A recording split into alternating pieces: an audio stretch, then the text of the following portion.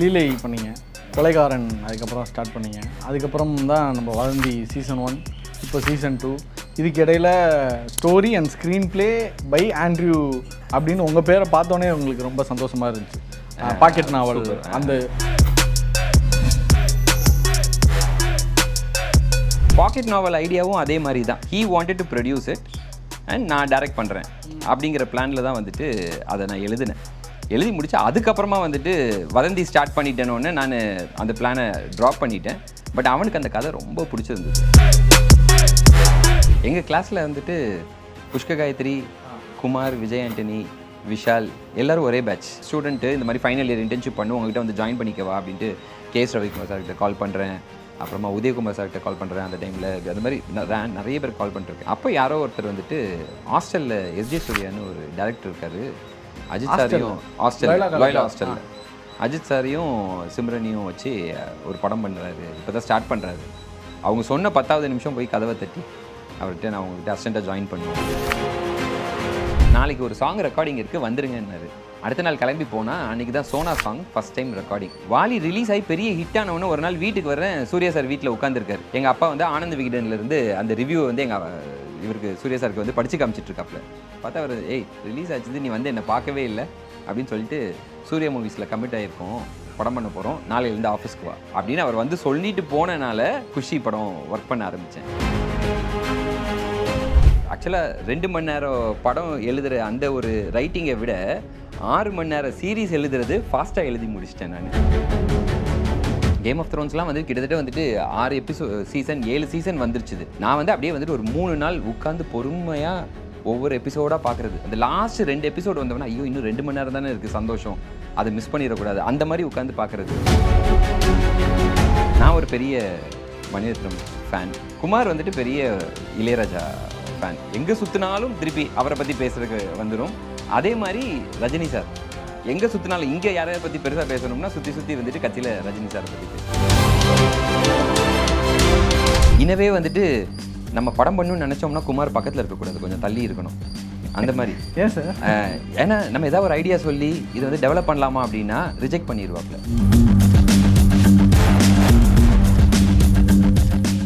Mister and missus perfect உண்மையிலேயே worth. நரம்பு தளர்ச்சியிலிருந்து விடுபட்டு உடம்பு ஒரு புது வீரியம் பெற மா நேச்சுரல்ஸோட மிஸ்டர் பெர்ஃபெக்ட்டை யூஸ் பண்ணுங்க. சார் வணக்கம் சார். ஹாய். வதந்தி சீசன் 2 வரப்போகுது. ஸோ அதுக்காக தான் நம்ம இங்கே உட்காந்துருக்கோம் பேசுகிறதுக்காக. நிறைய விஷயங்கள் பேசலாம், வெப்சீரிஸ் அந்த கல்ச்சர் பற்றி பேசலாம், வதந்தி பற்றி பேசலாம், உங்களை பற்றி நிறைய தெரிஞ்சுக்கணுன்னு இருக்கேன், அதை பற்றி பேசலாம். உனக்கு தான் தெரியுமே என்னை பற்றி, எனக்கு ஆடியன்ஸுக்கு.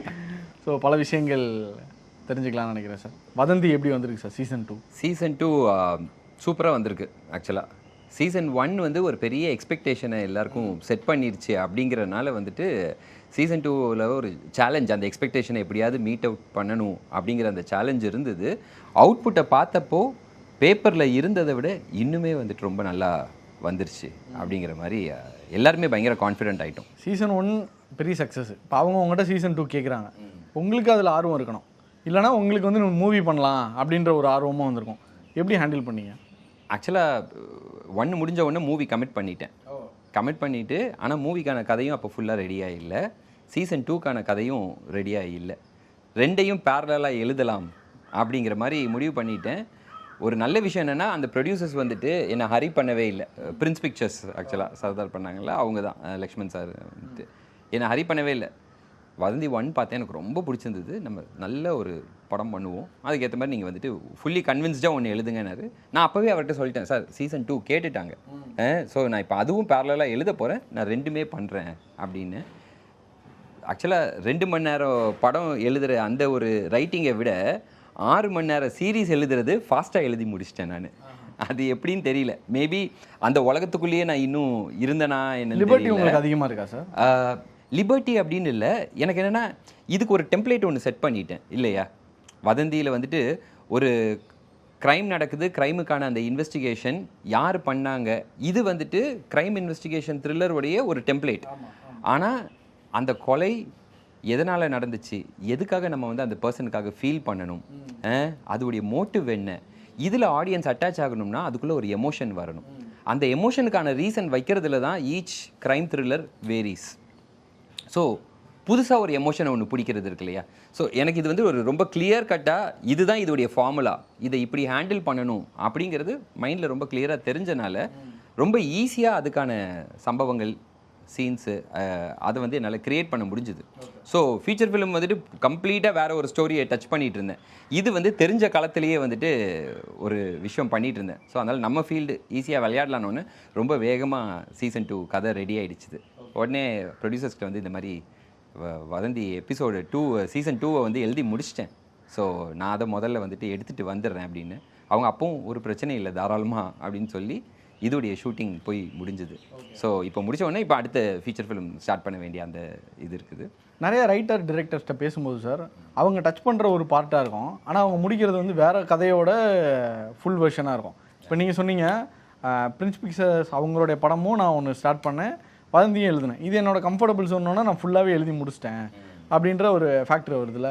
இது எல்லா ரைட்டர் டிரெக்டர்ஸ்க்கும் இதுதான் ஒரு பெரிய நடைமுறையாக இருக்குமா? நீங்கள் ஒன்று எழுதி முடிக்கும் போது ஆல்ரெடி ஒன்று எழுதிட்டு தான் இருந்திருப்பீங்களா? பேரலாக ஒரு 3 கதை 4 கதை மண்டேல ஓடிட்டே இருக்கும். ஓகே, நான் இப்போது வந்துட்டு வதந்தி 1 2020 எழுத ஆரம்பித்தேன்னா 2020 நான் அந்த ஐடியாவை யோசிக்க ஆரம்பிக்கல. அந்த ஐடியா வந்துட்டு கிட்டத்தட்ட ஒரு 2015 மைண்டில் ஓடிட்டு இருந்த ஒரு விஷயம். முதல்ல ஆரம்பிக்கும்போது படத்துக்காக தான் கதை யோசித்தோம். அப்போல்லாம் வந்துட்டு யார் வெப் சீரிஸை பற்றி யோசிக்க ஆரம்பித்தாங்க. Nobody was thinking about series at all.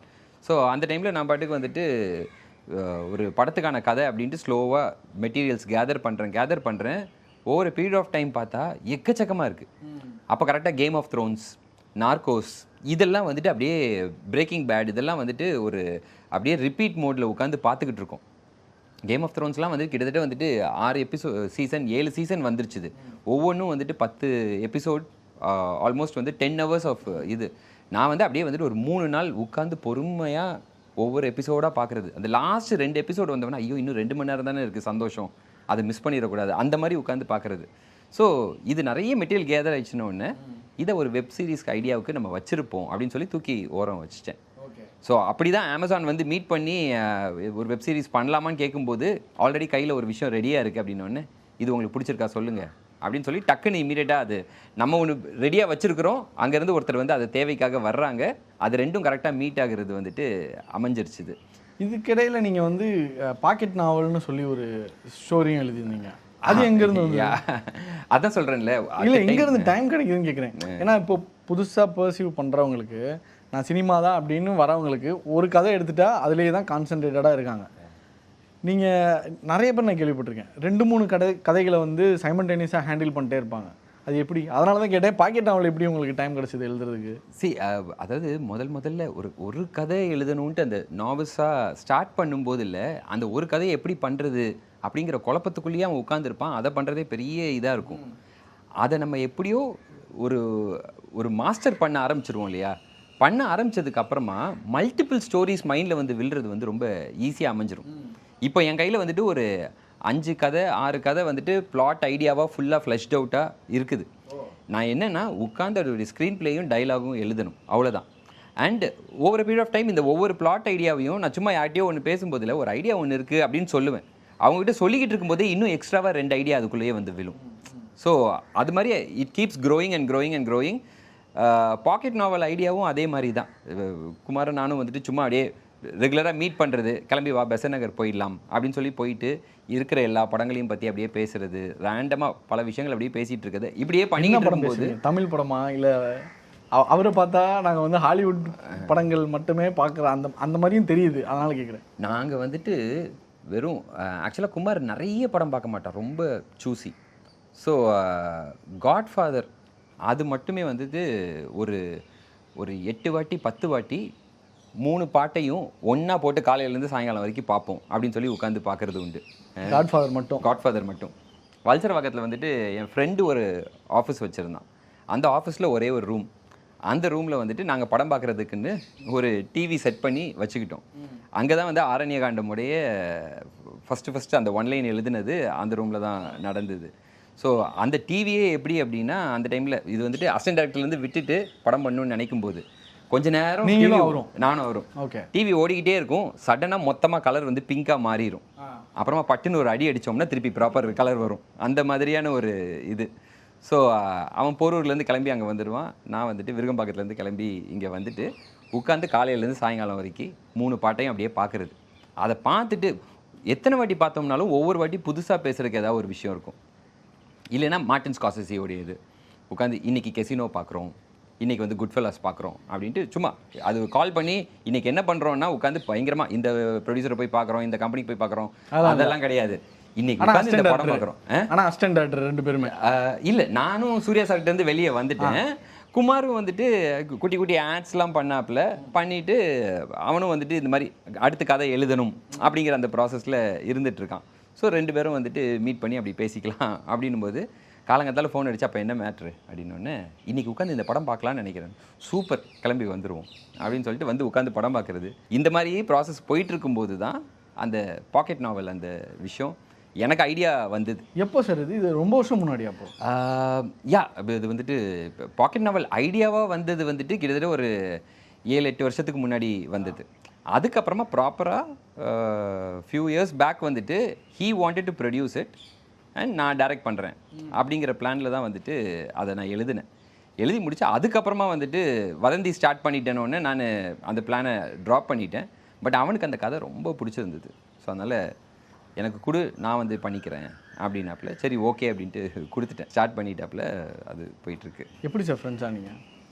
College தான். ஆமாம், ஒரே காலேஜ். ஒரே காலேஜ். ஆமாம், எங்கள் கிளாஸில் வந்துட்டு புஷ்க காயத்ரி, குமார், விஜய் ஆண்டனி, விஷால் எல்லோரும் ஒரே பேட்ச், விஷ்ணுவர்தன் எல்லோரும் ஒரே பேட்ச். இந்த நிறைய பேர் சொல்லுவாங்க 2 ஃப்ரெண்ட்ஸ் சேர்ந்து என்ன தாண்டா பேசுவீங்க ரொம்ப நேரம் அப்படின்ற ஒன்று இருக்கும்.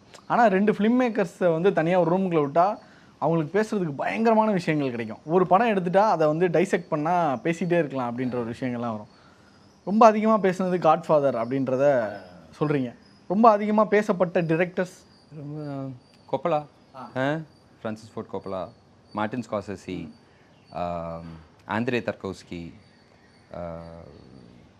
அஃப்கோர்ஸ் மாடர்ன் இது அதுக்கப்புறமா வந்துட்டு ஜேம்ஸ் கேமரூன், கிறிஸ்டோபர் நோலன் இவங்க எல்லாரையும் கூட வந்துட்டு உட்காந்து பேசுறது உண்டு. பட் இந்த மாஸ்டர்ஸ் இருக்காங்கல்ல இவங்க வந்துட்டு நம்மளை அறியாமலே திருப்பி அவங்கள பற்றி தனியாக வக்கோஸ்கி பிரதர்ஸ் வந்து அப்போ வந்து பவுண்டுன்னு ஒரு படம் பண்ணியிருந்தாங்க இல்லையா, அது வந்துட்டு அந்த படத்துடைய தனியாக அந்த படம் அதை அவங்க பண்ண விஷயம் வந்துட்டு பேசுகிறதுக்கு வந்து அவ்வளோ சுவாரஸ்யமாக இருக்கும். சரி இந்த படம் என்னமா இருக்குது அப்படிங்கிற மாதிரி தனியாக அந்த விஷயத்தில் அந்த டேரக்டர்ஸை எடுத்து பேசுகிறது, அந்த மாதிரி இண்டிவிஜுவல் இது ஒன்று சாலிடாக பண்ணியிருந்திருப்பாங்க. அது நம்மளை ரொம்ப எக்ஸைட் பண்ணும். பட் கொப்பலா, மார்ட்டின் ஸ்கார்செஸி வந்துட்டு ஒரு மாதிரி டிஃபால்ட்டாக வந்துடும். அதே மாதிரி ஸ்டான்லி கியூப்ரிக் அவருடைய படங்கள் பர்சனலாக ஆஸ் அ டிரெக்டராக ஆஸ் அ பர்சனாக அவர் கையில் இருந்த ஒரு கண்ட்ரோல். ஸோ அவரை பற்றி பேசுகிறது வந்துட்டு இதெல்லாம் இவங்கெல்லாம் பெரிய ஆளுங்கள்ல அப்படின்னு அதை பேசுகிறதுலேயே நமக்கு ஒரு ஹை வர்றது. மணி சார், பாதிராஜா சார் அவங்களுடைய அந்த படங்கள் அந்த விஷயங்கள்லாம் வந்துட்டு நான் ஒரு பெரிய மணிரத்னம் ஃபேன். அவர் வந்துட்டு அலைபாய்தே, ரோஜா, பம்பாய் இதெல்லாம் வந்துட்டு திருப்பி ரிப்பீட் மோடில் பார்த்து எக்ஸைட் ஆகிக்கிற அந்த ஒரு இது ஏதோ அவருடைய டேஸ்ட் அந்த விஷயங்கள் வந்துட்டு ரொம்பவே நம்மளை வந்துட்டு இம்ப்ரெஸ் பண்ணும். அந்த மாதிரி குமார் வந்துட்டு பெரிய இளையராஜா ஃபேன். எங்கே சுற்றினாலும் திருப்பி அவரை பற்றி பேசுறதுக்கு வந்துடும். அதே மாதிரி ரஜினி சார் எங்கே சுற்றினாலும் இங்கே யாரையை பற்றி பெருசாக பேசணும்னா சுற்றி வந்துட்டு கட்சியில் ரஜினி சாரை பற்றி பேசுறது அந்த மாதிரி வந்துடும். குமார் தான் கூப்பிடுவீங்களா சார்? ஏன்னா நாங்கள் வந்து டிகே அப்படின்றத அவருக்கு செல்லாம டிகே அதுக்கப்புறமா ஏதோ இவங்கெல்லாம் மென்ஷன் பண்ண ஆரம்பிச்சு டிகே அப்படின்னு ஆயிடுச்சுது. நான் வந்துட்டு அவரை இம்ப்ரெஸ் பண்ண ஒரு ஃபேக்டர் இருக்கும்ல சார். ஏன்னா அவரோட ஸ்டோரி கிட்டத்தட்ட 10 வருஷத்துக்கு ஒரு தடவை தான் ஒரு படமே பண்ணுறாரு அப்படின்றப்போ ரொம்ப செலக்டடாக அந்த ஸ்டோரி லைன் வந்து அப்படி இருக்கும். இப்போ சூப்பர் டெலக்ஸ்க்கு அப்புறம் அவர் எப்போ படம் பண்ண நடுவில் அந்த அமேசானோட ஒரு மாடர்ன் லவ் மட்டும் பண்ணியிருந்தாங்க. ஆனால் அவர் பண்ணுற படங்கள் வந்து ரொம்ப பெக்யூலியராக நோட் பண்ணி தான் அவர் சூஸ் பண்ணுறாரு. பாக்கெட் நாவல் எடுத்ததுக்கான ரீசன் எதாவது இருக்கா சார்? அது ஃப்ரெண்ட் ஒரு ஸ்டோரி பண்ணிருக்காரு, அதை தாண்டி ஒன்று இருக்கும்ல, அப்படிலாம் வந்து கன்வின்ஸ் ஆகிற வாய்ப்பே இல்லை. அந்த விஷயத்தில் பார்த்தா புஷ்கர் காயத்ரியுமே வந்துட்டு ஃப்ரெண்டு, ஸோ இவர் கதை எழுதினாரு, நம்ம இதை வந்துட்டு வெப் சீரிஸ் எடுத்துடலாம் அந்த மாதிரி கிடையாது.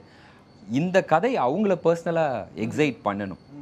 அந்த மாதிரி தான் வந்துட்டு நான் எழுதி கொடுத்தனாலுமே கூட அவங்க படித்து பார்த்துட்டு அதில் அவங்களுடைய சஜஷன்ஸ், இது இன்னும் கொஞ்சம் புஷ் பண்ணலாம்டா, இன்னும் கொஞ்சம் வேறு ஏதாவது ஒன்று பண்ணலாம்டா அப்படிங்கிற மாதிரி அந்த ஒரு இது இருந்துகிட்ருக்கும். ஈஸியாக காம்ப்ரமைஸ் ஆகிற இது கிடையாது. அதே மாதிரி குமாரை சாட்டிஸ்ஃபை பண்ணுறதும் பெரிய கஷ்டமான விஷயந்தான். அவ்வளோ ஈஸியாக வந்துட்டு சாட்டிஸ்ஃபை ஆகிட மாட்டாப்புல. நம்ம இனவே வந்துட்டு நம்ம படம் பண்ணணும்னு நினச்சோம்னா குமார் பக்கத்தில் இருக்கக்கூடாது, கொஞ்சம் தள்ளி இருக்கணும். அந்த மாதிரி. ஏன் சார்? ஏன்னா நம்ம ஏதாவது ஒரு ஐடியா சொல்லி இதை வந்து டெவலப் பண்ணலாமா அப்படின்னா ரிஜெக்ட் பண்ணிடுவாப்ல. ரிஜெக்ட் பண்ணிக்கிட்டே இருந்தால் நம்ம எப்போ தான் கதையை முடிக்கிறது, எப்போ தான் நம்ம போயிட்டு படத்தை பண்ணுறது? ஸோ அதனால் வந்துட்டு நான் ஒரு கதையை எழுதி முடிச்சுட்டு அப்புறமா வர்றேன், அது வரைக்கும் நம்ம சந்திக்க வேணாம், அந்த மாதிரி தான் இருக்கும்னு வச்சுக்கோங்க. பட்டு அதுக்கு அவர் என்ன சொல்லுவார்? அதுக்கு அவர் என்ன சொல்லுவார்? அவன் சிரிச்சுட்டு விட்டுருவான். சொல்கிறதுக்கு என்ன, ஆமாம்மா உண்மைதான், அந்த மாதிரி வந்து சிரிச்சுட்டு விட்டுருவான். இது பர்சனலாக அவனுக்கு ரொம்ப பிடிச்சி ரொம்ப எக்ஸைட் ஆகி இதை வந்துட்டு ப்ரொடியூஸ் பண்ணணும்னு நினச்சிட்டு அதுக்கப்புறமா நானே இல்லை டைரக்டும் பண்ணுறேன் அப்படின்றது வந்துட்டு அவனை அவ்வளோ இம்ப்ரெஸ் பண்ணனால தான் வந்துட்டு he wanted to do it. இப்போ வதந்தி கதைகள்லாம் சொல்லியிருக்கீங்களா சார்? வதந்தியோட சீசன் 1லாம் பார்த்துட்டு என்ன சொன்னார்? வதந்தி வந்துட்டு நான் அவ்வளோ டீட்டெயில்டாக டிஸ்கஸ் பண்ண முடியல. அதுக்கு முன்னாடி வரைக்கும் விஷயங்கள்லாம் வந்து ரொம்ப டீட்டெயில்டாக டிஸ்கஸ் பண்ணிருந்தோம். இந்த கோவிட் சுச்சுவேஷனுக்கு அப்புறமாவே வந்து கம்ப்ளீட்டாக நான் வேறு ரூட்டில் இங்கே ஃபுல்லாக எழுத ஆரம்பிக்கிறது, இப்படி போகிறது அப்படிங்கிற மாதிரி ஆயிடுச்சுது. அவனுடைய கதைகள் வந்துட்டு மீட் பண்ணி உட்காந்து டிஸ்கஸ் பண்ணிட்டு இருந்தோம். பட் இது வதந்தியை பொறுத்த கதைகளா அப்போ நிறைய வச்சிருக்கிறாரா? வச்சிருக்காரு ஆமாம். ஆனால் இதை பொறுத்த வரைக்கும் என்னென்னா, இது ஒரு மாதிரி நான் தனியாக உட்காந்து எழுதி இந்த என்டையர் வதந்தி ப்ராசஸ் வந்துட்டு நான் ஃபீச்சர் ஃபிலிம் எழுதுனதுக்கும் இதுக்குமே வந்துட்டு கம்ப்ளீட் ஒரு வேறுபாடு இருந்தது. ஃபீச்சர் ஃபிலிம் யார்கிட்டயாவது கதையை சொல்லி கொஞ்சம் கொஞ்சமாக மைண்டில் அப்படி டெவலப் ஆகி அப்படி இருந்தது. இது வந்துட்டு அப்படி இல்லை. இது எடுத்த உடனே எபிசோடிக்காக பிரேக் டவுன் பண்ணி ஒரு சினாப்சிஸ் போட்டு அதுக்கப்புறமா தனியாக நான் பாட்டுக்கு ரூமில் உட்காந்து அதுக்கு வந்துட்டு ஈச் எபிசோடுக்கு ஒரு ஒன்லைன் போட்டு சீன்ஸாக எழுதி, ஆனால் அந்த சீன் எழுதுறதுக்கு ஒரு 4 நாள் 5 நாள் ஆகும். நான் வந்துட்டு நிறைய பேஜஸ் எழுதுறதை நம்புறது கிடையாது. நம்ம வந்துட்டு ஒரு 10 நிமிஷம் தான் ஒரு சீன் எழுதுவோம், ஆனால் அந்த 10 நிமிஷத்துக்கு ஒரு 3 நாள் வெயிட் பண்ணுவோம். ஒரு டிராஃப்ட் தான், அந்த ஃபஸ்ட்டு டிராஃப்டில் அது ஓகே ஆகிடணும். எழுதிட்டு செகண்ட் டிராஃப்ட் எழுதுறேன், தேர்ட் டிராஃப்ட் எழுதுறேன், அதுலேருந்து அது டெவலப் ஆகி போகட்டும், அந்த இது கிடையாது. சூப்பர். நிறைய பேஜ் எழுதுனா தான் அந்த நம்ம கரெக்டான ப்ராப்பரான ஒரு விஷயத்தை அச்சீவ் பண்ணியிருக்கோன்னு இல்லாமல் ரொம்ப சின்ன. I don't believe in that. அது வந்துட்டு the first time some thought comes and fallsல அந்த தாட்டுக்கு வந்துட்டு ஒரு பயங்கரமான ஸ்ட்ரென்த் இருக்குது. அந்த தாட் எப்படின்னா வந்துட்டு ரொம்ப பியூராக வந்து விழும். ஆனால் அந்த தாட்டு வந்துட்டு ஃபார்ம் ஆகுறதுக்கு you need to give it some time. எனக்கு இப்படி ஒரு பிரச்சனை இருக்குது, இந்த பிரச்சனையை டீல் பண்ணுற மாதிரி எப்படி அந்த சீனை வந்து நான் க்ரியேட் பண்ணணும் அப்படின்னு மைண்டுக்குள்ளே போட்டால் அந்த மைண்ட்லேருந்து ஒரு சப்கான்ஷியஸ் மைண்டுக்குள்ளே அது போயிட்டு நமக்கு கொஸ்டினாகவே மைண்டில் இருந்துகிட்ருக்கும், இன்னும் அதுக்கு சொல்யூஷன் கிடைக்கலையேன்ட்டு. ஆனால் நம்மளை அறியாமலே சடனாக ஒரு மொமெண்ட்டில் வந்துட்டு இப்போ எழுதலாம் அப்படின்னு ஒரு சின்ன ட்ரிகர் கிடைக்கும். அந்த ட்ரிகர் கிடைக்கும்போது உட்காந்து எழுதுவோம். 10 நிமிஷத்தில் நிறைய விஷயங்கள் அதில் எழுதி முடிச்சிருவோம். எழுதி முடிச்சுட்டு திரும்பி பார்த்தா அந்த 3 நாள் நமக்கு மைண்டில் என்னெல்லாம் கொஸ்டின் இருந்ததோ அதுக்கான ஆன்சர் எல்லாம் பேப்பரில் இருக்கும். 3 நாள் கான்ஷியஸாக உட்காந்து யோசிக்கும்போது இது எதுக்குமே ஆன்சர் கையில் கிடைக்கல. இப்போ டக்குன்னு இந்த ஒரு டைலாகில் வந்து அதுக்கு ஆன்சர் கிடச்சிருச்சு. எப்படி அப்படின்னா you will not be able to explain it at all. அது ஒரு மேஜிக் மாதிரி தான். ஸோ அந்த மாதிரி வதந்தி எழுதுனது கம்ப்ளீட்டாக ஒரு வேறு ஒரு ட்ரிப், ஒரு ஃபார்மட். லீலை பண்ணீங்க, கொலைகாரன் அதுக்கப்புறம் ஸ்டார்ட் பண்ணீங்க, அதுக்கப்புறம் தான் நம்ம வதந்தி சீசன் 1, இப்போ சீசன் 2. இதுக்கு இடையில் story and screenplay by Andrew அப்படின்னு உங்கள் பேரை பார்த்தோன்னே உங்களுக்கு ரொம்ப சந்தோஷமாக இருந்துச்சு. பாக்கெட் நாவல் அந்த, ஸோ இந்த மாதிரி பல விஷயங்கள் இருக்குது. பட் ரொம்ப ஏர்லியராக போவோம். யார் இந்த ஆண்ட்ரியூ லூயிஸ்? எங்கள் அப்பாவுக்கு வந்துட்டு டைரக்டர் ஆகணும்னு ஆசை. தூத்துக்குடி 19 வயசில் சென்னை வந்துட்டாங்க. அதுக்கப்புறமா ஃபுல்லாக சென்னை தான். டேரக்டர் ஆகணும்னு தான் வந்தாங்க, ரைட்டர் டேரக்டர் ஆகணும்னு தான் வந்தாங்க. பட் ஆனால் அதுக்கான முயற்சிகள் அவங்களுக்கு எடுக்கிறதுக்கான வசதி வாய்ப்புகள் அமையலை. அவங்க பாட்டுக்கு வேறு ஒர்க்குக்கு போயிட்டாங்க. நான் வந்துட்டு ஸ்கூல் படிக்கிற டைம்லாம் வந்துட்டு பயங்கரமாக படம் பார்க்குறது, நாளைக்கு நம்மளும் ஒரு டைரக்டர் ஆகணும்னு நினைக்கிறது, அந்த தாட் ப்ராசஸ் எதுவுமே கிடையாது. காலேஜில் கூட வந்துட்டு ஃபஸ்ட்டு கெமிஸ்ட்ரி தான் போய் ஜாயின் பண்ணேன். கெமிஸ்ட்ரி ஜாயின் பண்ணிட்டு திரும்பி பார்த்தா விஸ்காம்னு ஒரு டிபார்ட்மெண்ட் இருக்குது அப்படின்னு, இது அதை விட கொஞ்சம் இன்ட்ரெஸ்டிங்காக இருக்குது. அப்போ தெரியாமல் கெமிஸ்ட்ரி ஜாயின் பண்ணிட்டோம்னு சொல்லி ஒரே மாதத்தில் எப்படியோ ஹெச்ஓடி எல்லாம் பிடிச்சி விஸ்காம் போய் ஜாயின் பண்ணிட்டேன். விஸ்காம் ஜாயின் பண்ணதுக்கு அப்புறமாவும் என்ன பண்ண போகிறேன். உங்களுக்கு சினிமா மேலே ஒரு ஆர்வம் இருந்துச்சா? சினிமா மேலே இல்லை, ஐ யூஸ் டு ட்ரா, பெயிண்டிங்ஸ் இதெல்லாம் பண்ணுறது உண்டு, ஸ்கெச்சஸ்லாம் பண்ணுறது உண்டு. ஸோ அந்த ஒரு க்ரியேட்டிவ் இன்க்ளினேஷன் ஒன்று இருந்தது. ஸோ அந்த இன்க்ளினேஷனை வச்சுக்கிட்டு அந்த விஸ்காம் டிபார்ட்மெண்ட்டோடைய ஆக்டிவிட்டீஸ் அந்த விஷயங்கள்லாம் நமக்கு இன்னும் கொஞ்சம் சுவாரஸ்யமாக பட்டுச்சு எங்கேயோ. ஸோ அதனால் எனக்கு இந்த ரெகுலர் ஸ்ட்ரீம் ஆஃப் இந்த ஸ்டடீஸ் வேண்டாம், இப்படி போகலாம் அப்படின்னு சொல்லி விஸ்காம் ஜாயின் பண்ணிட்டேன். பட் அந்த 3 இயர்ஸ்லேயுமே நான் என்ன பண்ண போகிறேன்றதே எனக்கு பெரிய ஐடியா கிடையாது. அது பண்ணி முடிச்சுட்டு ஃபைனல் இயர் இன்டர்ன்ஷிப் பண்ணணும் அப்படின்னு வரும்போது என்ன சூஸ் பண்ணுறதுன்னா வீட்டில் அப்பாவும் அக்காவும் எப்போ பார்த்தாலும் எந்த படத்தை பார்த்து முடித்தாலும் அவங்க பர்சனலாக உட்காந்து டிஸ்கஸ் பண்ணிட்டே இருப்பாங்க. எங்கள் அக்காவுக்கு ஒரு டேரக்ஷனுக்கு ஒரு இன்க்ளினேஷன் உண்டு. ஸோ அதனால் அப்பாவும் அக்காவும் ரொம்ப சீரியஸாக டிஸ்கஸ் பண்ணிட்டே இருக்கும்போது அது எங்கேயோ நம்மளை இன்ஃப்ளூயன்ஸ் பண்ண கணக்கில் மேபி நம்ம டேரக்ஷன் ட்ரை பண்ணலாமே அப்படின்னு சொல்லிட்டு யார்கிட்ட ஜாயின் பண்ணலாம் அப்படின்னு நான் பாட்டுக்கு ரேண்டமாக கோடம்பாக்கத்தில் இருக்க எல்லா டேரக்டர்ஸ்க்கும் கால் பண்ணிருக்கேன். கால் பண்ணுறீங்களா? ஆமாம், இன்டர்ன்ஷிப் பண்ணுறதுக்காக. ஆ, ஸ்டூடெண்ட்டு இந்த மாதிரி ஃபைனல் இயர் இன்டர்ன்ஷிப் பண்ணி உங்ககிட்ட வந்து ஜாயின் பண்ணிக்கவா அப்படின்ட்டு கேஎஸ் ரவிக்குமார் சார்கிட்ட கால் பண்ணுறேன். அப்புறமா உதயகுமார் சார்கிட்ட கால் பண்ணுறேன். அந்த டைமில் அந்த மாதிரி நிறைய பேர் கால் பண்ணிருக்கேன். அப்போ யாரோ ஒருத்தர் வந்துட்டு ஹாஸ்டலில் எஸ்ஜே சூர்யான்னு ஒரு டேரக்டர் இருக்கார். அஜித் சாரையும் ஹாஸ்டலில் அஜித் சாரையும் சிம்ரனையும் வச்சு ஒரு படம் பண்ணுறாரு. இப்போ தான் ஸ்டார்ட் பண்ணுறாரு. அவங்க சொன்ன 10வது நிமிஷம் போய் கதவை தட்டி அவர்கிட்ட நான் உங்ககிட்ட அசிஸ்டண்ட்டாக ஜாயின் பண்ணுவோம் இருந்தார். அவரும் அப்போது ஸ்டூடெண்ட்டா சார்? இல்லை, அவர் ஸ்டூடெண்ட் இல்லை. அவர் வந்து ஹாஸ்டலில் வந்துட்டு அவர் அங்கே இருக்க ஃபாதரை தெரியும். அவரும் எக்ஸ் லாயலைட் ஆக்சுவலாக. ஓ சரி சரி. ஸோ அதனால ஒரு ரூம் மட்டும் எடுத்து அங்கே தங்கியிருக்காரு. ஓ, அவருக்கு ஒரு டேரக்டர் வந்து அங்கே தங்கியிருக்காரு ஹாஸ்டலில். ஓகே. ஸோ ஒரு டேரக்டருக்கு அங்கே ஸ்பேஸ் கொடுத்துருக்காங்க. ஆமாம், ஸ்பேஸ் கொடுத்துருக்காங்க. கொஞ்ச நாளைக்கு தங்கிட்டு இருந்தார் அந்த படம் பண்ணுற வரைக்கும். ஏன்னா ரெண்ட் ரொம்ப கம்மி, அந்த மாதிரியான விஷயங்கள். ஸோ நான் போய் கதவை தட்டி அவர் கதவை ஓப்பன் பண்ண உடனே நான் விஸ்காம் ஸ்டூடெண்ட், நான் உங்ககிட்ட அசிஸ்டண்ட்டாக ஜாயின் பண்ணணும் அப்படின்ட்டு இங்கிலீஷில் ஏதோ பேசிட்டு அப்படியே இது பண்ணேன். அவரும் வந்துட்டு ஏதோ ஒரு பையன் ஆர்வமாக வந்து கேட்குறான் அப்படின்னோடனே என் ஆஃபீஸில் வந்து பாரு அப்படின்ட்டு. ஆஃபீஸில் போய் அதுக்கப்புறமா மீட் பண்ணுறேன். ஒன்றும் ஒர்க் இல்லை, ஏதோ ரெக்கார்டிங் தான் அப்போ போயிட்டு இருந்தது. சாங் ரெக்கார்டிங் ஷூட்டு கொஞ்சம் நாளைக்கு ஏதோ தள்ளி போயிருந்தது. ஸோ சாங் ரெக்கார்டிங் தான் போயிட்டுருக்கு, நீங்கள் அப்புறமா வந்து பாருங்கள் அப்படின்னாரு. அப்புறம் திருப்பி ஒரு 2 வாரம் கழிச்சு திருப்பி போய் பார்க்குறேன். பார்த்து சார் நீங்கள் பேப்பர்லலாம் சைன் பண்ணி கொடுக்கணும் இன்டர்ன்ஷிப் பண்ணுறேன்ட்டு அப்படின்னோடனே அப்புறம் அது ஓகே சைன் அப்படி தானே சைன் பண்ணிட்டு நான் கிளம்ப போகும்போது சடனாக கூப்பிட்டு ஒரு ஏதாவது நல்ல இந்த மியூசிக் ஷாப்ஸ்லாம் தெரியுமா அப்படின்னாரு. சொல்லுங்கள் அப்படின்னு. எனக்கு வந்துட்டு ஒரு படத்தோடைய சவுண்ட் ட்ராக் தேவை, அது எங்கேயாவது கிடைக்குதான்னு ட்ரை பண்ணி பார்க்க முடியுமா அப்படின்னு. சரி ஓகே அப்படின்னு சொல்லிட்டு ஊரெல்லாம் சுற்றுறேன், எங்கேயும் கிடைக்கல. சோலோவா? ஆமாம், எங்கேயும் கிடைக்கல. நான் உடனே கோல்டன் இன்ஸ்ட்ருமெண்ட்ஸ் அப்படின்னு சொல்லிட்டு வேறு ஒரு இன்ஸ்ட்ருமெண்ட்டோடைய ஒரு இது கேசட் அதை வாங்கிட்டு போயிட்டு நீங்கள் கேட்டது கிடைக்கல, இதை வேணால் சும்மா கேட்டு பாருங்கள் உங்களுக்கு ஏதாவது ஹெல்ப் ஆகுதா அப்படின்ட்டு நான் ஸ்டில் ட்ரை பண்ணுறேன் அப்படின்னு சொன்னேன். ஏன் செலக்டடாக அது? அவர் ஒரு சாக்ஸோஃபோன் இது பற்றி அந்த இது கேட்டிருந்தார். ஸோ அந்த பர்டிகுலர் சவுண்ட் ட்ராக்கில் அந்த சாக்ஸோஃபோன் இது எனக்கு கிடைக்கல. ஸோ இந்த கோல்டன் இன்ஸ்ட்ருமெண்ட்ஸ்னு இது வேறு ஏதோ மியூசிக் ட்ராக் சாக்ஸோஃபோனை வச்சு ஸோ அதை வாங்கி கொண்டு போய் கொடுத்தேன். அவருக்கு எங்கேயோ வந்துட்டு அந்த எஃபர்ட் போட்டது பிடிச்சி போச்சு அன்னைக்கு. ஸோ ப்ராப்பராக அன்றைக்கி தான் நைட்டு வந்துட்டு ஓ வாங்கிட்டு வந்துட்டிங்களா, சரி ஓகே நோ ப்ராப்ளம் தேங்க்ஸ் அப்படின்னு சொல்லிவிட்டு நீங்கள் அசிஸ்டண்ட்டாக ஜாயின் பண்ணிட்டீங்க அப்படின்னு அன்றைக்கி தான் வந்துட்டு சொல்கிறார். இதான் அந்த டெஸ்ட். அப்போது அது டெஸ்ட்டாக இல்லை, அவருக்கு ஒரு தேவை இருந்தது கேட்டார். நம்ம கொஞ்சம் ஆர்வம் காமிச்சு பண்ணனால சரி ஓகே அப்படின்னு சேர்த்துட்டாரு. சேர்த்து நாளைக்கு ஒரு சாங் ரெக்கார்டிங் இருக்குது வந்துருங்கன்னாரு. அடுத்த நாள் கிளம்பி போனால் அன்றைக்கி தான் Sona song first time recording. So மற்ற எல்லா அசிஸ்டன்ஸையும் அப்போ வந்துட்டு லீவ் கொடுத்து அனுப்பிச்சி வச்சுருந்தார் ஷூட்டிங் இல்லை அப்படிங்கிறனால. அப்படியா வாலியில் போய் ஜாயின் பண்ணேன். ஜாயின் பண்ணி வாலி முடிஞ்சுது. வாலி முடிஞ்சதுக்கு அப்புறமாவும் வந்துட்டு ஆல்மோஸ்ட் வாலி முடிகிற டைமில் நான் அசிஸ்டண்ட்டாக கண்டினியூ பண்ணுமா வேணாமான்னு எனக்கு தெரியல. நான் உடனே வந்துட்டு அனிமேஷன் படிக்க போகிறேன்னு சொல்லி கிளம்பி போயிட்டேன். இன்னொன்று, உங்களுக்கு பெயிண்டிங் பற்றின ஆர்வம் தான் இருந்தது, படம் பார்க்குறது படத்து மேலே ஒரு பெரிய ஆர்வம் இல்லை. இன்டர்ன்ஷிப் பண்ண சொன்னாங்களேன்றக்காக போய் எஸ்ஜே சூர்யா அவருடைய வீட்டு கதவை தட்டுறீங்க. உங்களுக்கு ஆனால் எல்லாமே அமையுது. வாலியில் நீங்கள் அசிஸ்டண்ட்டாக போய் ஜாயின் பண்ணியிருப்பீங்கல்ல, அங்கே ஒரு பீரியட் இருந்திருக்கும், கிட்டத்தட்ட ஒரு 3 or 4 months நீங்கள் ஒர்க் பண்ணியிருப்பீங்கல்ல. சினிமா மேலே ஒரு ஆர்வம் இருந்துச்சா? சினிமா மேலே அதான், அதாவது என்னென்னா பக்கத்துலேருந்து ஷூட்டிங்கை பார்க்குறோம், ஆக்டர்ஸை பார்க்குறோம், திடீர்னு வந்து ஃப்ரெண்ட்ஸு ரிலேட்டிவ்ஸ் இவங்கெல்லாம் வந்து அந்த படத்தில் நீ ஒர்க் பண்ணுறியா அப்படின்னு கேட்கும்போது நமக்கு வந்துட்டு ஓ இதுக்கு வந்துட்டு ஒரு பெரிய மதிப்பு மரியாதை இருக்குது, எல்லோரும் எக்ஸைட் ஆகுறாங்க அப்படின்ன உடனே நம்ம சினிமாவில் கண்டினியூ பண்ணுமே அப்படிங்கிற அந்த ஒரு தாட் வருது. ஆனால் சொன்ன மாதிரி வந்துட்டுல வாலி முடியும் போது அனிமேஷன் பண்ணுறேன்ட்டு கிளம்பி போயிட்டேன். மேபி அப்படியே போயிருந்தேன்னா சினிமாக்குள்ளே வந்திருக்க மாட்டேன்.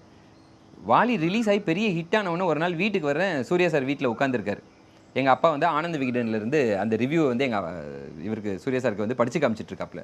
பார்த்தா அவர் ரிலீஸ் ஆச்சுது, நீ வந்து என்னை பார்க்கவே இல்லை அப்படின்னு சொல்லிட்டு சூர்யா மூவிஸில் கமிட் ஆகிருக்கோம், படம் பண்ண போகிறோம், நாளையிலேருந்து ஆஃபீஸ்க்கு வா அப்படின்னு அவர் வந்து சொல்லிட்டு போனனால அடுத்த நாள்லேருந்து போய் குஷி படம் ஒர்க் பண்ண ஆரம்பித்தேன். தமிழ் குஷி பெரிய ஹிட் ஆகிடுச்சுது. தெலுங்கு குஷிக்கு இங்கேருந்து 2 அசிஸ்டண்ட், ரவிமரியான்னு ஒருத்தர், நான் 2 பேரையும் ஆமாம் 2 பேரையும் கூட்டிகிட்டு ஹைதராபாத் போகிறார். போயிட்டு அங்கே போய் பவன் கல்யாணம் வச்சு தெலுங்கு படம் பண்ணுறதுக்கு கிளம்பி அங்கே போனேன். போயிட்டு ஒரு 2 நாளில் ஹோம் சிக்காக ஃபீல் பண்ண ஆரம்பிச்சிட்டேன். அது வரைக்கும் சென்னையை தாண்டி ரொம்ப தூரம் போனதெல்லாம் இல்லை. 2 நாளில் அவர்கிட்ட வந்து எனக்கு ஹோம் சிக்காக இருக்குது, நான் கிளம்பி வீட்டுக்கு போகிறேன் அப்படின்னு. சரி போயிட்டு வான்னு அனுப்பிச்சி விட்டார். வந்துட்டு நான் வந்துட்டு இங்கேருந்தே வந்து அவருக்கு வந்து ஒர்க் பண்ணி கொடுத்துட்டு கம்ஃபர்டபுளாக இருக்கேன். அந்த தெலுங்கு படத்தில் மற்றவங்கெல்லாம் போய் பயங்கர மாங்கன்னு வேலை பண்ணுறாங்க. நான் அப்போ வந்துட்டு கண்டினியூ பண்ணவா வேணாமான்னு திருப்பி செகண்ட் தாட்டில் இருக்கேன். கிட்டத்தட்ட நியூலேருந்து தான் சீரியஸாக இதுதான் என்னுடைய ப்ரொஃபஷன், நான் இங்கே தான் இருக்க போகிறேன் அப்படின்னு டிசைட் பண்ணது. நியூ பண்ண ஆரம்பித்தப்போ பார்த்தா 3 அசிஸ்டன்ட்ஸ் இருந்தோம். எண்ட் ஆஃப் நியூ ஆல்மோஸ்ட் எல்லோரும் போயிட்டு நான் ஒரே ஒரு assistant director. So entire schedule அவருக்கு கார் ஓட்டுறதுலேருந்து என்ன சொல்கிறது ஆக்டர்ஸை கோஆர்டினேட் பண்ணுறதுலேருந்து ஸ்பாட்டில் ஆக்ஷன் கட் சொல்கிறதுலேருந்து கிளாப் அடிக்கிறதுலேருந்து எல்லாம் ஒரு ஆளாக உட்காந்து பண்ணேன். அதுதான் என்னுடைய பெரிய லேர்னிங் ப்ராசஸ். நியூ முடிச்சுட்டு வெளியே வந்து அதுக்கப்புறமா டைரக்டர் ஆன கணக்கு தான். ஸோ எங்கேயோ அந்த அசிஸ்டன்ட் டைரக்டர் பீரியட்லேயுமே அடுத்தடுத்து ப்ராஜெக்ட் நடக்குது, இவர் என்னை இவ்வளோ கம்ஃபர்டபுளாக வச்சுக்கிட்டாரு. But for me to decide this is where I want to be, it has taken quite a bit of time. ஏன்னா உங்களுக்கு வந்து மைண்டு பாஞ்சிட்டே இருக்குது, ஏதாவது பண்ணலாம் அதை பண்ணலாம் இதை பண்ணலான்னு. ஆனால் அவர் வந்து உங்களை ஏதோ ஒரு விதத்தில் பிடிச்சி நீங்கள் அவர்கிட்ட வெளியே வந்த பிறகும் பரவாயில்லன்னு வாலியோட ரிவ்யூ எடுத்துகிட்டு வந்து வீட்டில் வந்து உட்கார்றாரு. சரி பரவாயில்ல நீ ஊர்லேருந்தே வேலை பாரு அப்படின்னு சொல்லி ஹைதராபாத்தில் இங்கே அனுப்பி வைக்கிறாரு. இது அதுதான் ஃபேட் இல்லையா? அது வந்துட்டு எங்கேயோ கடவுள் வந்து நம்மளை வந்து இதில் சூஸ் பண்ணி நான் இங்கே ஒன்று விடுறேன். கோவம்லாம் படுவாரா சார்? கோவம்லாம் எக்ஸ்ட்ரீமெல்லாம் கோவப்பட்டிருக்காரு. அதான் எங்களுக்கு வந்துட்டு அது வந்துட்டு பழகி போச்சுது. இல்லை சார் உங்களை நம்பி கூட்டிகிட்டு போகிறாரு ஹைதராபாத்துக்கு. இல்லை எனக்கு ஹோம் சிக்காக இருக்குன்னா என்னன்னா சின்ன பிள்ளைத்தனமாக இருக்குன்னு. அது என்னென்னா அது வந்துட்டு ஒரு பயங்கர நேர் எதிர்மறையான ஒரு விஷயம். ஸ்பாட்டில் ஷூட்டிங் டைமில் அவ்வளோ வைலண்ட்டாக அவ்வளோ கோவப்படக்கூடியவர் இன்னொரு பக்கம் பார்த்தா இந்த மாதிரி ஒரு விஷயம் சொல்லும்போது பயங்கர அண்டர்ஸ்டாண்டிங்காக போயிட்டு வா அப்படின்னு சொல்லி பயங்கர அன்பாக அனுப்பிச்சி வச்சிருவார். ஒரு வாட்டி அவருடைய கார் அப்போ வந்துட்டு ஒரு 10 லட்ச ரூபா லான்சர் கார் ஓகேயா வாங்கின புதுசில் இது நியூ ஷூட்டிங்காக வந்துட்டு ஈசிஆரில் எடுத்துகிட்டு போகிறோம். நான் தான் ஓட்டிகிட்டு போகிறேன். போய் அவரை ஸ்பாட்டில் இறக்கி விட்டுட்டு வேறு ஏதோ ரீசனுக்காக கார் எடுத்துகிட்டு நான் வர்றேன். பயங்கர ஃபாஸ்ட்டாக ஓட்டி கொண்டு போய் சடனாக ரோட்லேருந்து ஸ்லிப் ஆகி கார் அப்படியே வெளியே அப்படி பறந்து கீழே வந்து விழுந்து ஃபாக் லைட்லாம் உடஞ்சி போச்சுது. புது கார். அப்படியே பயந்துக்கிட்டே கொண்டு போய் ஏதோ சொல்லுவார்னு கொண்டு போய் வண்டியை விட்டுட்டு இவர்கிட்ட போய்ட்டு ஷூட்டிங்கில் நடுவில் போய் சொல்கிறேன், இந்த மாதிரி அந்த கார் வந்து ரோட்லேருந்து கொஞ்சம் ஸ்லிப் ஆகி இறங்கிருச்சுது, ஃபாக் லைட் உடஞ்சிருச்சு அப்படின்னு. உங்களுக்கு எதுவும் ஆகலை இல்லை அப்படின்னாரு. அப்போ விடுங்க காரை விடுங்க நீங்கள் அப்படின்னு சொல்லிட்டு ஷூட்டிங்கில் கான்சன்ட்ரேட் பண்ணுங்கன்னு சொல்லிட்டு அப்படி இதாகிட்டார். அதாவது அவருடைய கோவம் இதெல்லாம் வந்துட்டு ஒர்க் ரிலேட்டடாக மட்டுமே இருக்குமே ஒழிய பர்சனலாக வேற ஒரு லெவல் ஆஃப் பாசம். அதுதான் ஒரு ரேர் குவாலிட்டி அவரை பொறுத்த வரைக்கும். ஒரு சினிமாவில் பிக்கஸ்ட் டேக்காக வேணாம் அவர்கிட்ட இருந்து எவ்ரிதிங் அவர்கிட்ட இருந்து எடுத்துக்கிட்டது தான். அவருடைய ஒரு பிரின்சிபல் எனக்கு ரொம்ப பிடிக்கும். என்னென்னா ஒருத்தர்கிட்ட ஒரு வார்த்தையை கொடுத்துட்டோம்னா நம்ம அதுக்காக மட்டும் வந்து அதுக்கு மட்டும் ரொம்ப உண்மையாக இருக்கணும். மற்றதெல்லாம் வந்துட்டு அதாவது இது பண்ணுறது கரெக்டாக தப்பா, இவனை வந்து இந்த விஷயத்தை வச்சு ஜட்ஜ் பண்ணுறது இல்லையா, அதெல்லாம் வந்து அவர் உள்ளே போகவே மாட்டார். ஆனால் நான் உனக்கு ஒரு வார்த்தை இது பண்ணுறேன் அப்படின்னு சொல்லி கொடுத்துட்டேன்னா உயிரே போனாலும் அதை நான் பண்ணி ஆகணும், அது மட்டும்தான் உண்மை அப்படிங்கிற மாதிரி அந்த ஒரு பிரின்சிபல் இருக்குல்ல. ஒருத்தருக்கு இந்த ஹெல்ப் பண்ணுறேன்னு சொல்லி ஒரு வார்த்தையை சாகிற வரைக்கும் ஹெல்ப் பண்ணுறேன்னு சொல்லி கொடுத்துட்டாருன்னா அதை நிஜமாகவே பண்ணிகிட்ருப்பார். சில விஷயங்கள் சொல்ல முடியாது. அவர் சிலருக்கு பண்ணிக்கிட்டு இருக்கிற ஹெல்ப் வந்து வெளியே தெரியாமல் பெரிய ஹெல்ப்லாம் பண்ணிக்கிட்டு இருக்காரு. பட் எங்கேயோ ஒரு இடத்துல எதேச்சியாக பார்த்த ஆள்கிட்ட ஒரு வார்த்தையை கொடுத்தேன்றதுக்காக ஆல்மோஸ்ட் இன்றைக்கி வரைக்கும் ரெகுலராக அதை பண்ணிகிட்டு இருக்காரு. எனக்கு வந்துட்டு அந்த வார்த்தைக்கு அவர் உண்மையாக இருக்கிறாரே அப்படிங்கிறது வந்துட்டு அது ஒரு பெரிய ஆச்சரியம். அதே மாதிரி நம்மக்கிட்ட அசிஸ்டண்ட்டாக இருந்தவன் நாளைக்கு வந்து அவன் வந்து வளர்ந்துட்டான் அப்படின்னும் போது என்னதான் நம்ம பையன் தானடா வாடா போடா அப்படின்லாம் இல்லை, அந்த பொசிஷனுக்கு நான் உனக்கு மரியாதை கொடுக்குறேன் அப்படின்னு சொல்லிட்டு அது வரைக்கும் என்னை வந்துட்டு இதாக கூப்பிட்டுட்டு இருந்தவர். நான் டேரக்டர் ஆகி அவர்கிட்ட போய் நின்னதுக்கு அப்புறமா ஆமாம் பண்ணதுக்கு அப்புறமா பார்த்தா ஆண்ட்ரூ சார் அப்படின்னு கூப்பிட ஆரம்பிச்சிட்டாரு. நான் வந்து ஒரு 10,000 வாட்டி பண்ணாதீங்கன்னு சொன்னாலும் அவருக்கு நேரில் பேசினாலும் அது வந்து ஸ்டேஜில் மட்டும் கூப்பிட்ற கணக்கு இல்லை. ஆஃபீஸ்க்கு இப்போ சும்மா போய் இறங்கினா கூட ஆண்ட்ரூ சார் உட்காருங்க நில்லுங்க வந்துடுறேன் அப்படின்பாரு. நமக்கு ரொம்ப ஆடாக இருக்கும். ஏன்னா வந்துட்டு எங்களுடைய பாஸ்ட் ஹிஸ்ட்ரி கம்ப்ளீட்டாக வந்துட்டு வேறு லெவல் ஆஃப் அன்யூனியம் இருந்ததுன்னா இப்போ என்னடா இவர் வந்துட்டு இவ்வளோ மரியாதை கொடுக்குறாரு அப்படிங்கிற மாதிரி வெரி ரேர் யூனிக் பர்சன். சில டைலாக் வந்து சில பேர் சொன்னால் தான் அதில் ஒரு பயங்கர ஒரு உண்மைத்தன்மை வரும். அந்த டைலாக்கே ஒரு உயிர் கொடுத்த மாதிரி இருக்கும். இறைவியில் அவர் இந்த லாஸ்ட் கிளைமேக்ஸில் வந்து அந்த ஸ்டேஷனில் உட்காந்து பேசுகிற அந்த ஒரு இது வந்து அதில் அவ்வளோ உண்மைத்தன்மை, அவர் இவ்வளோலாம் ஒரு நடிப்பை கொண்டு வர முடியுமா அப்படின்றது இருக்கும். எனக்கு கட் பண்ணால் அது வதந்தியில் பண்ணியிருப்பார் அந்த கிளைமேக்ஸில். உண்மை வந்து நடக்கும் பொய் பறக்கும் அப்படின்னு சொல்லியிருப்பார். அது செம்மையாக இருக்கும். அவர் உனக்கு யார் சொன்னா ஃப்ரெண்டு. ஸோ இந்த வதந்திகள் வந்து அவர் மூலியமாக வந்து கேட்கும்போது அது பயங்கரமாக இருக்கும் அந்த டைலாகு. இதுலேயுமே வதந்தி 2லேயுமே ஒரு டைலாக் ஒன்று வரும், அதே மாதிரி தான் எனக்கு தெரிஞ்சு வரும். போய் காட்டுச்செடி மாதிரி உண்மை வந்து வைரம் மாதிரி அப்படின்னு சொல்லிப்பார். அது நம்ம தான் தோண்டி எடுக்கணும் அப்படின்றதெல்லாம் சொல்லியிருப்பார். இந்த 2 டைலாக் எனக்கு டைலாக்ஸ் ரொம்ப பிடிக்கும். வதந்தியில் டைலாக் நீங்கள் எவ்வளோ தூரம் ஒர்க் பண்ணுவீங்க? ஆக்சுவலாக வந்துட்டு இந்த பர்டிகுலர் வார்த்தை இருக்குல்ல, உண்மை நடக்கும் பொய் பறக்கும், இது வந்துட்டு மீரான் மொய்தீன் அப்படின்ட்டு டயலெக்ட் கோச். அவர் வந்து கன்னியாகுமரியிலேருந்து ப்ராப்பர் கன்னியாகுமரி இது based, is a writer himself. எனக்கு அந்த கன்னியாகுமரி ஸ்லாங் வந்துட்டு ஆத்தென்டிக்காக வேணுன்றதுக்காக அவரை த்ரூ அவுட் கூப்பிட்டேன். அவர் ஒரு சீனியர் ரைட்டரு, நிறைய நாவல்ஸ் எழுதியிருக்காரு. அவர் வந்துட்டு பட் ஆனால் ரொம்ப சந்தோஷமாக நான் கூட வந்து ஒர்க் பண்ணுறேன் அப்படின்னு சொல்லிட்டு வந்து ஒர்க் பண்ணி கம்ப்ளீட்டாக ஆர்டிஸ்ட் எல்லாருக்கும் அந்த டைலெக்ட் கோச் அது பண்ணிட்டு இருந்தார். அவருக்கும் சூர்யா சாருக்கும் ஒரு பயங்கர செட்டு இது ஆயிடுச்சுது. ஸோ இந்த பர்டிகுலர் சீக்வன்ஸில் இந்த ஒரு வார்த்தை வந்துட்டு கரெக்டாக அவர் வந்துட்டு சார் இது வந்துட்டு ஒரு நடைமுறையில் இருக்கக்கூடிய ஒரு விஷயம், உண்மை நடக்கும் பொய் பறக்கும், இதை பயன்படுத்தலாமே கேட்டவொடனே பயங்கர சந்தோஷமாயிடுச்சு. ஸோ கிரெடிட் அவருக்கு தான் கொடுக்கணும் அந்த இதில். ஸோ அதுக்கு பட் நான் எழுதும்போதே வந்துட்டு ஆல்மோஸ்ட் எல்லா சீனுக்குள்ளேயும் ஏன் இந்த டயலாக் இருக்கணும், என்ன இதை எதுக்காக இதை பேசுகிறாங்க அப்படிங்கிறது ஒரு பர்பஸோடு அதை வச்சுறது உண்டு. வா உட்காரு அப்புறம் என்ன அப்படின்னா அது ஒரு வெட்டி இது. அந்த விஷயம் வந்துட்டு அந்த சீனுக்கு பயன்படலைன்னா அதை பேசுகிறதுல பாயிண்ட்டே இல்லை. It should have some purpose. அது ஆடியன்ஸோடைய இன்ட்ரெஸ்ட்டை பிக் பண்ணணும். அந்த மாதிரி தான் ஆல்மோஸ்ட் ஈச் அண்ட் எவ்ரி சீனுடைய டைலாக் அந்த பர்பஸோடு இருக்கும். அதை வந்துட்டு அந்த டயலெக்ட்டுக்கு மாற்றும் போது இதை எப்படி வந்துட்டு ப்ரெசென்ட் பண்ணலான்னு போது அந்த இடத்துடைய அந்த ரீஜனுடைய சில வழக்குத்தன்மைகள் இருக்கும் இல்லையா, அதுக்கு ஏற்ற மாதிரி அதை மாற்றும் போது அது இன்னுமே அழகாயிடுச்சு. ஸோ வதந்தி 1ல் அந்த டைலாகோடைய நிறைய விஷயங்கள் வந்து ரொம்ப க்ளோஸாக கனெக்ட் ஆனது அந்த வழக்குத்தன்மையோடு இதை எப்படி சொல்லணும் அப்படின்னு நாங்கள் கண்டுபிடிச்சி எடுத்ததுலேருந்து வந்த ஒரு விஷயந்தான்.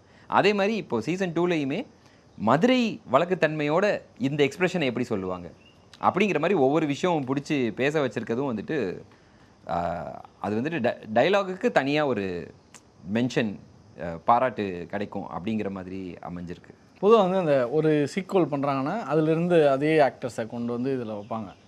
பட் இதில் உங்களுக்கு வந்து வதந்தி அப்படின்ற ஒரு பெரிய காயின் பண்ண ஒரு நேம் இருக்கிறனால இதை வச்சு வேறு கதைகளை வந்து வேறு ஆக்டர்ஸோட பண்ணலாம் அப்படின்னு. இப்போ இதில் சசிகுமார் சார் வந்தது வந்து எங்களுக்கு செம்ம சர்ப்ரைஸ் தான். வெப் சீரிஸில் அவரை ஃபஸ்ட் டைம் பார்க்குறோம் அப்படின்றப்போ செம்ம சர்ப்ரைஸ் தான். அவர் நீங்கள் அணுகுன விதம் இல்லை ஒரே ஆக்டரை வச்சு இதுவும் பண்ணியிருக்கலாமா? இல்லை, ஆக்சுவலாக வந்துட்டு ஃபஸ்ட்டு இப்போ அமேசானுக்கு வந்து பிச் கொடுக்கும்போதே each season is going to be a stand alone season அப்படின்னு அப்போவே டிசைட் பண்ணிவிட்டு சீசன் சூர்யா சாருக்கு வந்துட்டு அக்ரிமெண்ட் சைன் பண்ணும்போதெல்லாம் இந்த சீசனுக்கு மட்டும்தான் அப்படின்னு தான் இதுவே பண்ணது. ஸோ சீசன் 2 ஃப்ரெஷ்ஷாக ஒரு கதையை சூஸ் பண்ண போகிறோம், யாரை வச்சு பண்ண போகிறோம் என்ன ஏது அப்படின்னும் போது கன்னியாகுமரியிலேருந்து கொஞ்சம் ஃபார்வர்டு வந்து மதுரையில் செட் பண்ணிக்கலாம் இந்த கதையை அப்படின்னு டிசைட் பண்ணிவிட்டு ஒரு ஐடியாவாக அதை ஃபார்ம் பண்ணி யாரை வச்சு போகலான்னு போது சசி சார் மைண்டுக்கு வந்தார். நான் கொலைகாரன் கதையே அவருக்கு அப்போ அந்த டைமில் சொல்லியிருந்திருக்கேன், சொன்னேன். ஆனால் for whatever reason take off ஆகலை, அவரோட டேக் ஆஃப் ஆகலை, அது விஜய் ஆண்டனியோட நடந்துச்சுது. ஸோ இவருக்கு இந்த ஆப்பர்ச்சுனிட்டி கிடச்சி இது பண்ணலான்னு உடனே திருப்பி அவருக்கு கால் பண்ணி இந்த மாதிரி சார் வெப் சீரிஸ் வதந்தியுடைய சீசன் 2 பண்ண போகிறோம் அப்படின்னு. உடனே அவர் வந்துட்டு வதந்தி 1 நான் பார்த்துட்டு உங்ககிட்ட பேசினேனே ரொம்ப நல்லா இருந்தது அப்படின்னு சொல்லிட்டு இப்போது சீசன் 2 வந்துட்டு எதுக்காக என்ன அப்ரோச் பண்ணுறீங்க, மதுரைங்கிறனால என்ன வச்சு பண்ணலாம் அப்படிங்கிறாங்க. சார் கொலைகாரன் டைம்லேருந்து உங்களை ரீச் பண்ணிட்டு தானே இருக்கேன், நான் ஒர்க் பண்ணணும்னு ஆசை இருக்குது, அது கரெக்டாக இப்போது அமைஞ்சிருச்சு அப்படின்னு.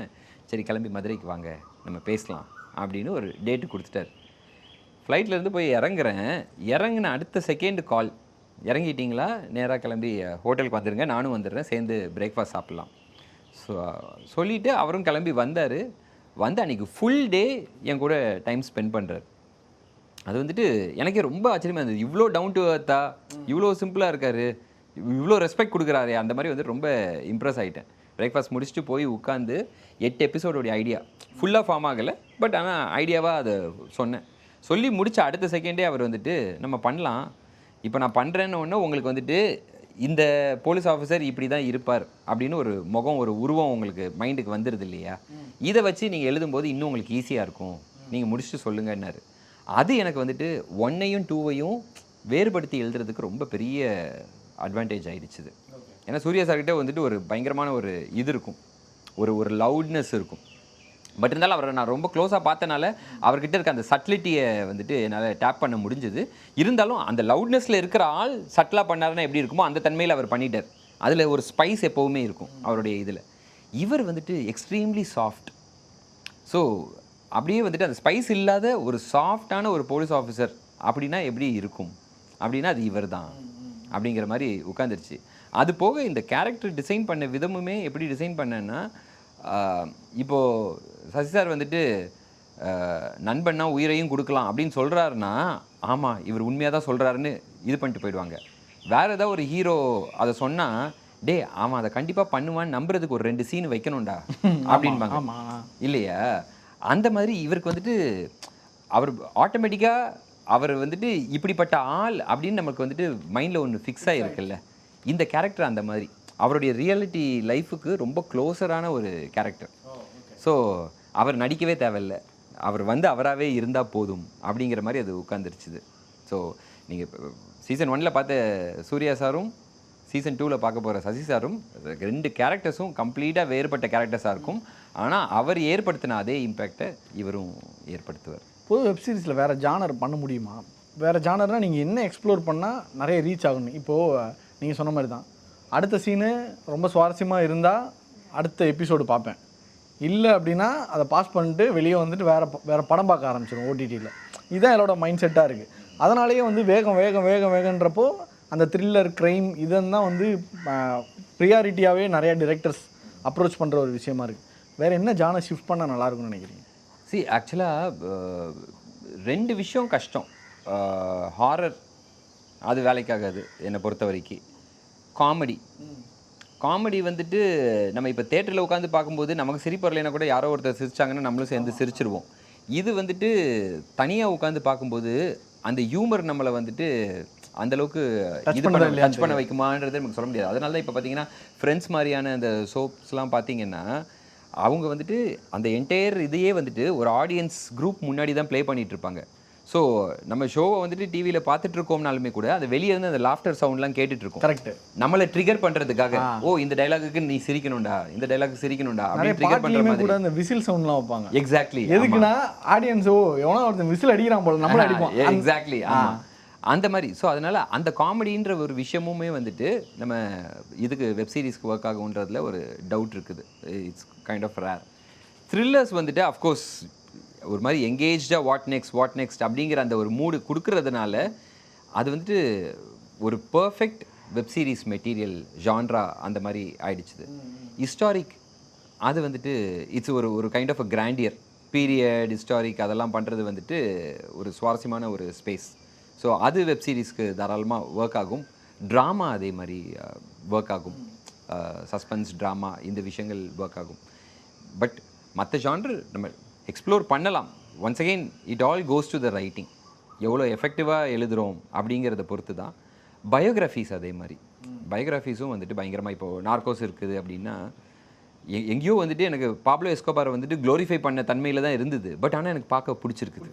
அதை பர்சனல் லைஃப்பில் வந்துட்டு அவன் கம்ப்ளீட்டாக வேறையாக இருக்கலாம். ரியாலிட்டியில் வந்துட்டு he could be something else. லாக் அப்படியே ஆப்போசிட் சைடில் இருக்கக்கூடிய ஒரு பர்சனாக இருக்கலாம். பட் எனக்கு வந்துட்டு அவன் என்ன பண்ணான் ஏது பண்ணான் அப்படின்னு, ஓ இதெல்லாம் ரியலாக நடந்துச்சுது, இப்படி ஒரு ஆள் இருந்தான் அப்படின்னு பார்க்கும்போது அதில் ஏதோ ஒரு இன்ட்ரெஸ்ட் வேல்யூ ஒன்று பயங்கரமாக கெயின் ஆகுது இல்லையா? ஸோ பயோகிராஃபிஸ் அதே மாதிரி வந்துட்டு ஒர்க் ஆகுறது. ஸோ இதெல்லாம் வெப்சீரிஸ்க்கு வந்துட்டு பர்ஃபெக்டாக ஒர்க் ஆகும். நம்ம இப்போதைக்கு த்ரில்லர் எழுதி ட்ரை பண்ணிருக்கோம், போக போக பார்ப்போம். லீலையோட ரெஸ்பான்ஸ் என்ன சார்? லீலையோட ரெஸ்பான்ஸ் நீயே சொல்ல. உனக்கு லீலை ரொம்ப பிடிக்கும். கிரிட்டிக்கலாக விட்டுலாம், உங்களுக்கு ஆடியன்ஸாக இருக்குல்ல. இப்போது 10 பேர் 10 ரிவ்யூஸ்க்கு படம் பிடிக்கிறத தாண்டி 10,000 மக்களுக்கு படம் பிடிச்சிருந்தா தான் அடுத்த படம் உங்களுக்கு கிடைக்கும். அதுதான் ரொம்ப பெரிய ஃபேக்டே. இங்கே 10 பேர் நல்லா இருக்குன்னு சொல்லிட்டாங்கப்பா அப்படின்றதுக்கும் இங்கே இல்லை, மக்கள் என்ன சொல்கிறாங்க அப்படின்றத ஒரு பெரிய ஃபேக்டாக. அந்த டைமில் ஆடியன்ஸோட ரெஸ்பான்ஸ் என்னவாக இருந்துச்சு? ஆக்சுவலாக வந்துட்டு தேட்ரிக்கலாக லீலை நல்லா பண்ணலை. அண்ட் லீலை பண்ணும்போதுமே வந்துட்டு என்னுடைய ஃபர்ஸ்ட் ஃபிலிம் ப்ரொடியூசர் சைட்லேருந்து நிறைய விஷயங்கள் வந்து இது இப்படி மாற்றலாம் அப்படி மாற்றலாம். சாங்ஸே வந்துட்டு அதுலேயுமே வந்துட்டு நிறைய வந்துட்டு என்ன சொல்கிறது கருத்து வேறுபாடுகள் அதெல்லாம் இருந்தது. பட் நான் பர்சனலாக இதுதான் நான் கண்ணில் பார்த்த படம். இந்த சாங்ஸ் எனக்கு இப்படி ஒர்க் ஆகுது, இதை நான் மாற்றினேன்னா எனக்கு படம் ஒர்க் ஆகுதா இல்லையாங்கிற ஜட்ஜ்மெண்ட் போயிடும் அப்படிங்கிறதுல ரொம்ப ஸ்ட்ராங்காக ஹோல்ட் ஆன் பண்ணி நின்றுட்டேன். அது கிட்டத்தட்ட படத்தோடைய ரிலீஸை வந்துட்டு ரொம்பவே டிலே பண்ணிடுச்சு. 2008 நாங்கள் எடுத்த படம் 2012 தான் ரிலீஸ் ஆகுது. ஓகேயா? பட் அந்த 4 இயர்ஸ் வந்துட்டு என்னுடைய லைஃப்பில் வந்து ஒரு பேக் செட்டாக நான் பார்க்கல. நான் அன்றைக்கி ஸ்ட்ராங்காக நின்னது தான் எனக்கு இன்றைக்கு வரைக்கும் I can be a writer, I can be a டேரக்டர்ன்ற கான்ஃபிடென்ஸ் எனக்கு இன்னும் ஹோல்ட் பண்ணி வச்சுருந்துருக்கு. நான் அன்றைக்கி அவங்க சொன்ன சேஞ்சஸ் எல்லாத்தையும் பண்ணி அந்த படம் ஒர்க் அவுட் ஆகாமல் போயிருந்ததுன்னா எனக்கு கம்ப்ளீட் கான்ஃபிடென்ஸ் போயிருந்திருக்கும். அந்த படம் ஒர்க் அவுட் ஆயிருந்ததுன்னா கூட, கமர்ஷியலாக ஒர்க் அவுட் ஆயிருந்ததுனா கூட, இந்த சேஞ்சஸ் அவங்க சொன்னனால நான் பண்ணினேன், அதனால் ஒர்க் அவுட் ஆச்சு.